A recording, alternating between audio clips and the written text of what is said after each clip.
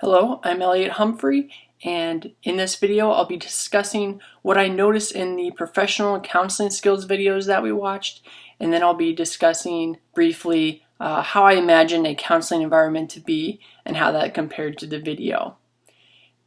In the counseling videos with the professional counseling skills, I really noticed that all the focus is on the client.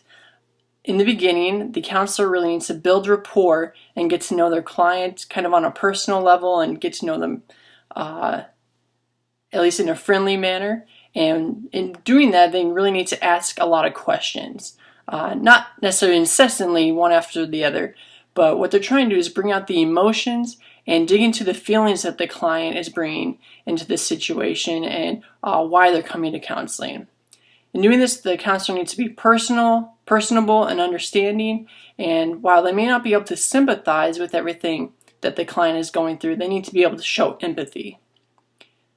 In relating to the client, the counselor needs to be able to summarize and paraphrase what they're hearing from the client just to gain understanding and be able to reflect that back and ensure that they're getting out of the counseling relationship what the client needs. And finally, they're really there to help the client clarify their thoughts, their feelings, and their emotions in order to understand what they're going through and how the counselor can help them through that. For the counseling session, it was probably what I imagined it would be. It's obviously a comfortable, distraction-free environment that is not going to inhibit the interaction or the relationship between the counselor and the client.